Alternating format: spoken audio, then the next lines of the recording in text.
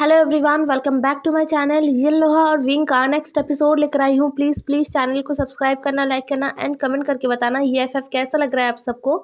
तो पिछले एपिसोड में हमने देखा था विंग जो लैन क्लैन के पीछे वाले पहाड़ियों में वांगजी और बाकी के जो यंग डिसिपल्स है और लैन शिचान उन लोगों को ढूंढने के लिए निकल गया था। बहुत ढूंढने के बावजूद जब विंग को वो लोग नहीं मिले, विंग ने सोच ही लिया था कि शायद यहाँ पर वांगजी और बाकी के कोई भी डिसिपल्स नहीं है। तब जाके उसे एक रोशनी दिखा, मतलब वो जो आशा का किरण होता है ना, वो दिख गया था उसे। पहले तो डिसिपल्स दिखे और फिर उसे वो इंसान दिखा जिसके लिए विंग का दिल धड़कता है, जो विंग के लिए सबसे ज़रूरी है, वो है वांगजी। वांगजी को जैसे ही विंग देखता है ना, विंग तुरंत झोप झाड़ियों से बाहर आता है। जैसे ही विंग हड़बड़ी में झोप झाड़ियों से बाहर आता है ना, तो उस आवाज़ से सारे डिसिपल्स डर गए थे और वांगजी ने अपने बिचन को निकाल लिया था और उस तरफ घुमा दिया था जिस तरफ से वो आवाज़ आ रहा था। लेकिन जैसे ही वांगजी ने एक जाना पहचाना सा छाया अपनी तरफ आते हुए देखा ना, वांगजी ने बिचन को तुरंत नीचे कर दिया था और वो इंसान जो वांगजी की तरफ आ रहा था वो सीधा आके वांगजी के गले लग गया। इतनी ज़ोर से वो वांगजी के गले लगा था कि वांगजी 2 कदम पीछे चला गया था, लेकिन वांगजी ने भी एक हाथ से उसे अपने से एकदम चिपका लिया था। सारे जो डिसिपल्स हैं ना, वो सभी हैरानी से वांगजी को और विंग को देखे जा रहे थे। हाँ, वो विंग है जो वांगजी के गले लग गया था। तो सारे लोग वांगजी और विंग को देखे जा रहे थे।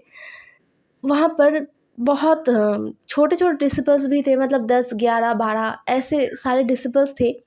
तो वो सभी विंग को जानते थे और वांगजी को भी जानते थे, लेकिन यहाँ पर क्या हो रहा है शायद उनको समझ नहीं आ रहा था उतना। और ना ही विंग और वांगजी को अभी होश था। विंग तो रो पड़ता है, वो रोते हुए कहता है, लंजा तुम ठीक तो हो ना? तुम्हें कुछ हुआ तो नहीं ना? तुम्हें पता भी है कि मैं कितना डरा हुआ था, तुम कहीं भी नहीं मिल रहे थे, कितना ढूंढा सब लोगों ने तुम्हें, फिर भी तुम नहीं मिल रहे थे। तुम्हें एक बार तो मुझे बताना चाहिए था ना, एक एक बटरफ्लाई मैसेज तुम भेज सकते थे ना? तुम्हें पता है ना कि मैं तुम्हारे लिए परेशान हो जाऊंगा, फिर भी तुमने ऐसा किया। तुम बहुत बुरे हो लंजा, बहुत ज़्यादा बुरे हो। ये कहते हुए एक हाथ से विंग वांगजी के दिल पर मुक्के मार रहा था और दूसरे हाथ से वांगजी के गले को टाइटली पकड़ रहा था और अपना चेहरा वांगजी के सीने पर उसने छुपा लिया था। वांगजी विंग को संभाल रहा था, वो एक हाथ से विंग का पीठ सहला रहा था और दूसरे हाथ से उसने बिचन को छोड़ दिया था। उस हाथ को लेकर वो विंग के सर को सहला रहा था और कह रहा था, विंग शांत हो जाओ, मैं ठीक हूँ, मुझे माफ़ कर दो। मुझे तुम्हें बहुत पहले ही बता देना चाहिए था, लेकिन मैं क्या करूँ, यहाँ पर मैं बटरफ्लाई मैसेज नहीं भेज सकता, बटरफ्लाई मैसेज यहाँ से नहीं जाएगा, इसीलिए मैं तुम्हें कुछ भी नहीं बता पा रहा था। मुझे माफ़ कर दो विंग। ये कह रहा था वांगजी बार बार और विंग को संभालने की कोशिश कर रहा था। विंग बच्चों की तरह फूट फूट कर रो रहा था। वांगजी समझ सकता था कि विंग को कितना ज़्यादा तकलीफ़ हुआ होगा, विंग कितना घबरा गया है, तब जाके इतना रो रहा है वो, और वो यहाँ पर आया है। ये सोचकर ही वांगजी का दिल दहल उठा।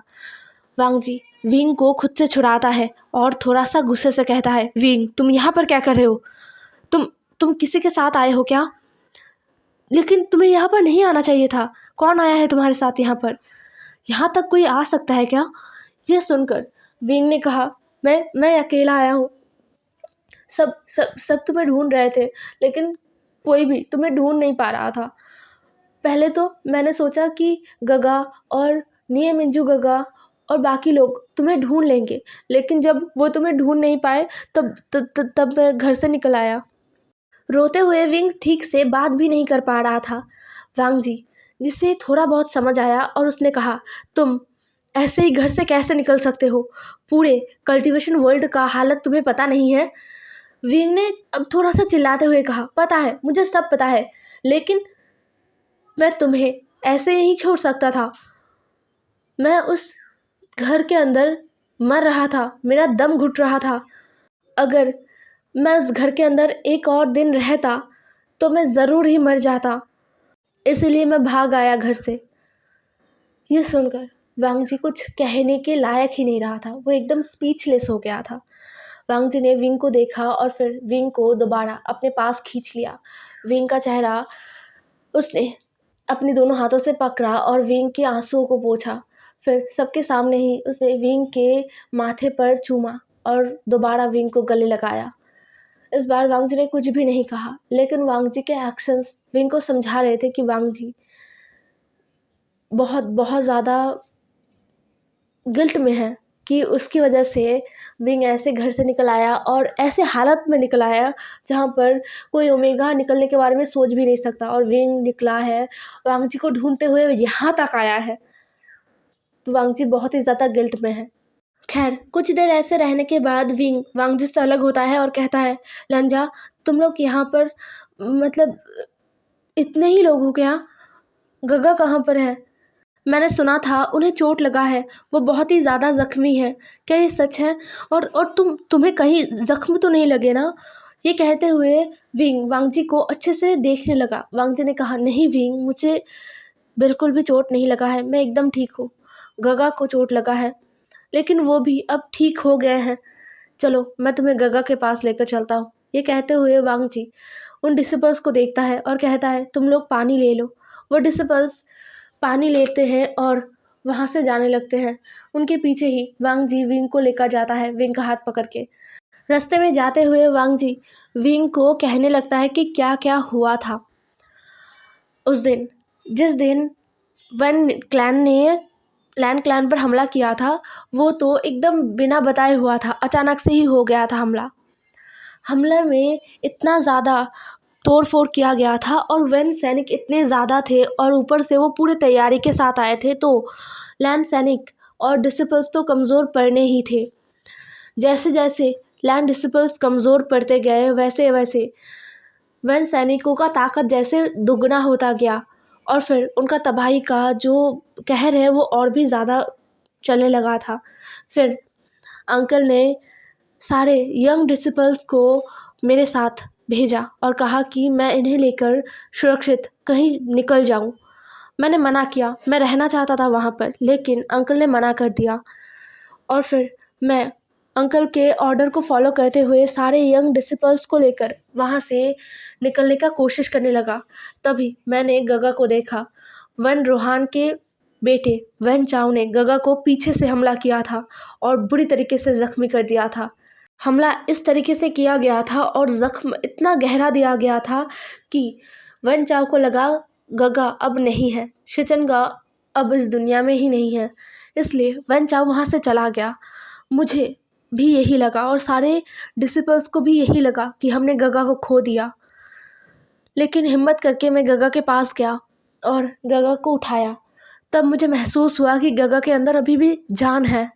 फिर क्या, मैं गगा को लेकर और सारे यंग डिसिपल्स को लेकर निकल गया और यहाँ आ गया। ये एक ऐसा जगह है जहाँ पर वन सैनिक कभी नहीं आएंगे, ना वन रोहान और ना ही वंश का कोई भी इंसान यहाँ पर आ सकता है। यहाँ तक कि उनके वो काले जादू से बने उल्लू भी यहाँ पर नहीं आ सकते। वो जो झरना तुमने देखा ना विंग, उसमें जादू है, वो बहुत पवित्र है, इसलिए यहाँ पर ब्लैक मैजिक नहीं चलेगा। ये जगह मुझे सबसे ज़्यादा सेफ लगा। इस जगह के बारे में लैंड क्लैन के कुछ ही लोगों को पता है, जो एल्डर्स हैं और जो मेन फैमिली से बिलोंग करते हैं उनको। तो मैं गगा को लेकर और सारे यंग डिसिपल्स को लेकर यहाँ आ गया। यहाँ आने के बाद मैं गगा का देखभाल किया और यंग डिसिपल्स को गगा के पास छोड़ा। मुझे अंकल के पास दोबारा लौटना था, इसलिए मैं अंकल के पास चला गया, लेकिन मैंने जाने में देरी कर दिया। मैं जब पहुंचा लैंड क्लैन दोबारा, तब मैंने देखा कि वेंस ने अंकल को बंदी बना लिया है। तब वहाँ पर जाना बेवकूफ़ी होता, इसलिए मैं वापस कुछ दवाइयाँ लैंड क्लैन के जंगलों से लेकर आ गया, क्योंकि यहाँ पर वो दवाइयाँ नहीं होते। बहुत सारी दवाइयों को मैं लेकर बस चला आया। तब से लेकर अब तक मैं गगा का ही देखभाल कर रहा हूँ। वो अभी ठीक है विंग। चलो। विंग वांग जी के बातों को सुन रहा था। उसका दिल बहुत ज़्यादा भारी हो गया है। वांग जी ने कितना कुछ सहा है। सिर्फ वांग जी ने नहीं, पूरे लैंड क्लैन के लोगों ने। वेंस ने गलत किया, बहुत ज़्यादा गलत। ये सोचते हुए विंग को गुस्सा आया वेंस के ऊपर और वो सामने की तरफ देखने लगा। कुछ देर चलने के बाद सारे लोग एक गुफा में पहुंच गए थे। उस गुफा के अंदर लैन शिचैन जो मेडिटेशन कर रहे थे। वहाँ पर और भी डिसिपल्स थे। विंग इन सारे लोगों को पहचानता है। सबके आंखों में दर्द था। कुछ ने शायद अपने अपनों को भी खोया है। सबके आने का आवाज़ सुनकर लैन शिचैन ने अपने आंखों को खोला और कहा, वांग जी तुम आ गए। लेकिन इससे ज़्यादा वो कुछ कह नहीं पाए। वो विंग को देखकर हैरान हो गए। उन्होंने कहा, विंग तुम यहाँ पर कैसे? विंग शिचैन के पास जाता है और अपने घुटनों पर बैठता है और कहता है, गगा मैं बताता हूँ, लेकिन आप मुझे ये बताइए आप ठीक तो हो ना? शिचैन ने कहा, हाँ विंग चिंता मत करो मैं ठीक हूँ, लेकिन तुम यहाँ पर? लैन शिचैन के सवाल का जवाब वांग जी ने दिया और कहा जो कुछ भी विंग ने कहा था। विंग कैसे घर से बिना बताए भाग आया है सिर्फ उन्हें ढूंढने के लिए। ये सुनकर लैन शिचैन ने भी विंग पर गुस्सा किया, क्योंकि ये बहुत ज़्यादा खतरनाक हो सकता है, बहुत ही ज़्यादा। विंग ने तो इन दोनों लैंस ब्रदर को ये बताया ही नहीं था कि विंग के पीछे वन सैनिक पड़े थे और विंग ने कैसे उनसे अपना पीछा छुड़ाया था। अगर वो बता देता तो इन दोनों से विंग को और भी ज़्यादा डांट पड़ जाता, खासकर वांग जी से। रहने दिया उस बात को, बताने का कोई ज़रूरत नहीं है, विंग ने अपने मन में सोच लिया और उसने बताया भी नहीं। फिर वो लोग कुछ फल खाते हैं और विंग बताता है बाहर जो कुछ भी हो रहा है उसके बारे में। कैसे सारे जो क्लैन्स हैं वो इकट्ठे हो गए हैं और लैन कुरैन उन्हें लेकर भी परेशान होने वाला कोई बात नहीं है। लैन कुरैन को वेंस के चंगुल से छुड़ा लिया गया है और मास्टर लैन कुरैन अभी जियांग क्लैन में है। ये सुनकर दोनों ही लैन ब्रदर बहुत ही ज़्यादा शांति महसूस कर रहे थे, बहुत ही ज़्यादा। ये खबर उनके लिए क्या है वो बता नहीं सकते। विंग ने ये खबर देकर उन्हें एक बहुत ही बड़े चिंता से मुक्त कर दिया था। और फिर जो कुछ भी वहाँ पर हो रहा है, कैसे पूरे कल्टीवेशन वर्ल्ड में जो वन सैनिक है वो फैला हुआ है और कैसे खासकर लैन क्लैन के आसपास कबीले के अंदर भी वन सैनिक है, लैन कबीले के अंदर भी। ये सब कुछ विंग ने बताया और फिर विंग बहुत ही परेशानी से पूछता है, गगा हम क्या करें? लैन शिचैन कुछ देर सोचते हैं और कहते हैं, वन रूहान इतना चुपचाप क्यों है? वन रूहान के पास ये लोहा है, या फिर उसने नहीं, उसके पास पूरा ये लोहा नहीं है।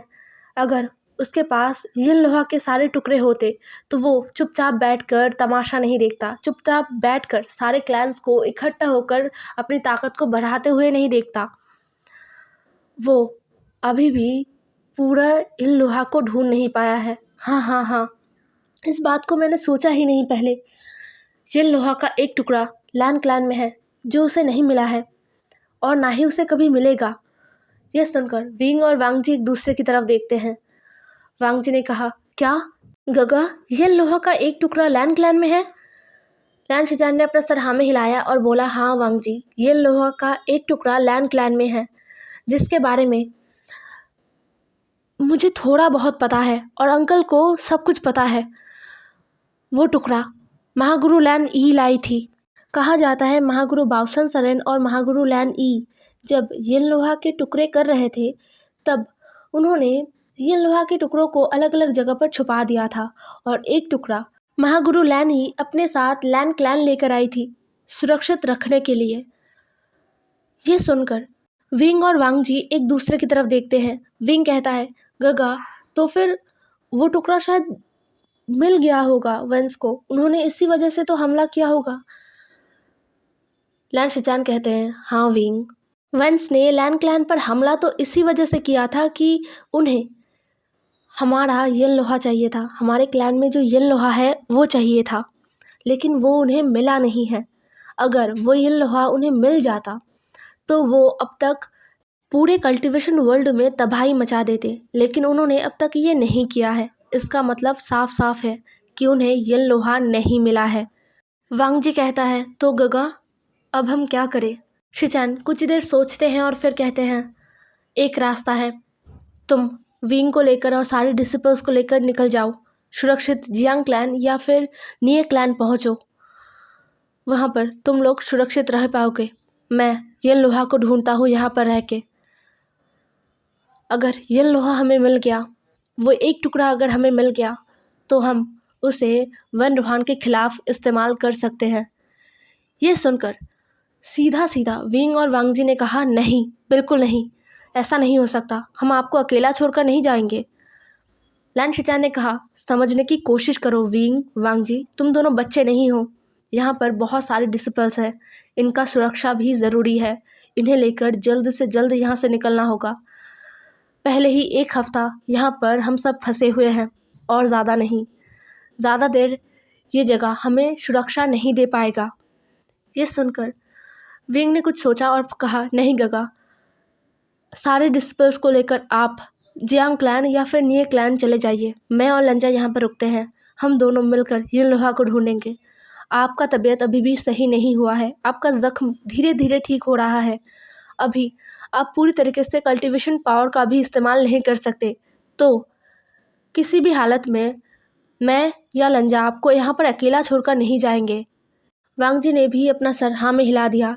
वो विंग के बात से सहमत है, वो अपने गगा को इस हालत में यहाँ पर छोड़कर नहीं जाएगा। उससे तो अच्छा है कि वो यहाँ पर रुक जाए, लेकिन विंग नहीं, विंग यहाँ पर नहीं रुक सकता, खतरनाक हो सकता है। इसलिए वांग जी ने कहा, मैं अकेला यहाँ पर रुकूंगा और यिन लोहा के उस टुकड़े को ढूंढूंगा। विंग, तुम गगा के साथ और सारे डिसिपल्स के साथ निकल जाओ।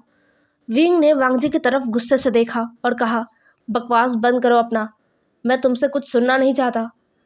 वांग जी हैरान हो गया विंग का ये टोन सुनकर। सच में विंग ने इस टोन में वांग जी से पहली बार बात किया है, बट वो चुप रह गया।